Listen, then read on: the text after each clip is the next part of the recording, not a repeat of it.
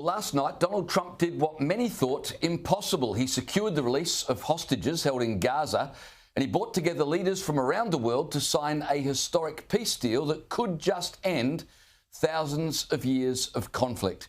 Joining me now is former White House Press Secretary Sean Spicer.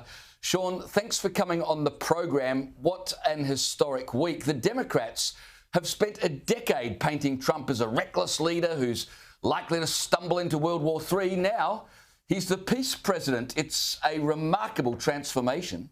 Not only that, they called him a Nazi, Hitler.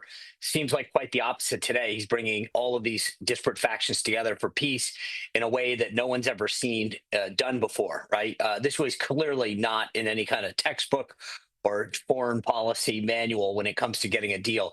It took outside the box thinking. It took bringing together all of these different groups, understanding how the issues that were of utmost concern to them, the equities that they would need to invest to achieve a peace, and he pulled it off. And so it's kind of the opposite, that not only did they talk about him creating chaos in the world, he's continued to bring peace. This is the 8th such event. India and Pakistan. There's several other countries, the Congo, where he has brought peace to long-standing events. This one obviously huge and humongous. James, this is a win for the U.S. It's a political win for the United States. It's a political and humanitarian win for Israel and for Gaza.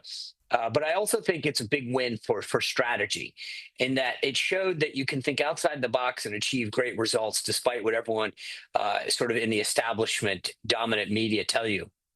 Let's talk about the events of yesterday. Firstly, the fact Trump went to Israel while hostages were being released rather than waiting until it was all done was probably risky because it could have gone awry, but it shows to me how invested Trump was in the process and in the freedom of those hostages.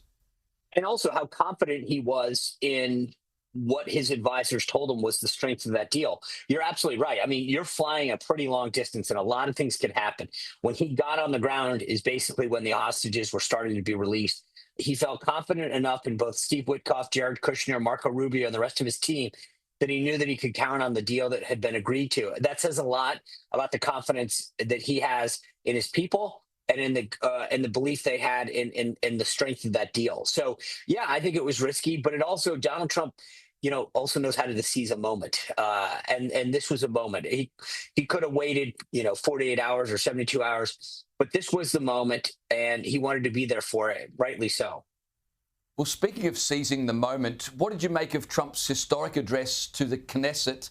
He received more than 20 standing ovations during his speech, and he was introduced by Benjamin Netanyahu as the greatest friend Israel had ever had. I mean, the funny thing about this is if you think about all of the names that I mentioned that folks on the left called Donald Trump, Hitler, being a Nazi, etc., he has probably been the biggest friend to Israel over his 2 terms of any president in modern history. It's amazing what he has done, the amount of people that he has surrounded himself with that have a commitment and understanding of what it takes to get peace in that region. But that speech was historic. It was dynamic. It was very Trump, too. He injected some lines of humor in there. He made that one comment asking the president of Israel to consider pardoning Netanyahu. So there's a moment of levity, a moment of humor, historical significance. I love it. It was just very Trump. And, of course, people in the public gallery wearing MAGA-like hats, Trump, the peace president, was something that you would never expect to see. Trump speaking in a foreign parliament with people in the public gallery wearing what effectively were Trump hats. I mean, look, the last 8-9 months since Trump's gotten back to office have amazed me. I mean, obviously, I thought that was a pretty interesting sight there in Israel. But I'm right now in downtown Washington, D.C. When I joined President Trump during his first term, you wouldn't dare wear a MAGA hat on the streets of Washington, D.C. Now they openly sell them at these kiosks on the sidewalk. So there's been a big sea change, not just nationally here, domestically here in the United States, but internationally in terms of recognizing President Trump's popularity and his strength. Well, after speaking at the Israeli parliament, Trump travelled to Egypt for the peace summit. Here's some of what he had to say. Today, for the first time anyone can remember, we have a once-in-a-lifetime chance to put the old feuds and bitter hatreds behind us. Sean, as world leaders look on, Trump signs the peace plan along with the leaders of Egypt and Turkey, who've gone as guarantees of the plan. I mean, you talk about art of the deal. This is it. And I think Trump said this could probably be and will probably be the greatest deal he has ever or will ever make. Yeah, again, I go back to what I said a moment ago, James. Think about these Arab states, the Palestinians, Israeli. I mean, these are people that have never gotten along. And to get all of them in a room together and to agree to have a stake in a lasting peace is truly just something that I think textbooks are going to write about and classes will be held on, for years, decades, centuries going forward. It was hugely significant. I also got a kick out of some of the leaders, no names mentioned, that happened to be standing beside him that were so quick to dismiss efforts just a few weeks ago, talking about the only solution is a two-state solution. This will never work. And yet we're quick and happy to stand behind President Trump once his way won out. Well, I spoke earlier in the program about the fact that Trump was clearly demonstrating America is back, America is strong, and America is very much in charge, as well as negotiating peace in the Middle East. He also did use the opportunity to assert American strength and to make that message pretty clear to the rest of the world, didn't he? Oh, he did. Look, I mean, you go back to what we did in Iran. President Trump, a very, very unconventional strike, right? Then you look at what he's been doing on tariffs, now this peace plan. This president has shown that America's back both economically, militarily, diplomatically. We're back in full force. Well, no sooner had Trump finished in Egypt than it was announced that Ukraine President Zelensky had been invited to the White House for talks.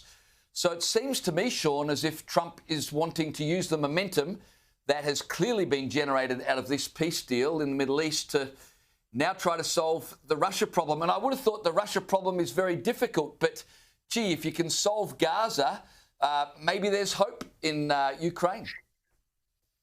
Well, that's true. I mean, if you can solve that piece, you know that you can achieve it in Russia and Ukraine. I think, look, there's no question you're absolutely right. He's trying to ride this wave. He's on a high. I think the rest of the world is behind him, and he wants to leverage that political capital with a meeting to try to hopefully get Putin to realize that you don't come to the table. He gave Putin a lot of rope, if you will, a lot of runway to find peace, and I think he has grown short with his patience over how Putin has reacted. Putin has shown him a lack of respect, a lack of willingness to achieve peace. And I think the President Trump, in terms of both sharing intelligence and now this discussion about giving the tomahawks, which would be a very, very offensive piece of weaponry that could strike into the heart of Russia, has shown Putin that your welcome is starting to get worn out real quick. Well, Sean Spicer, it's been a remarkable 24 hours. I really appreciate you joining me to discuss it tonight. Thanks so much. You bet. Thanks, James.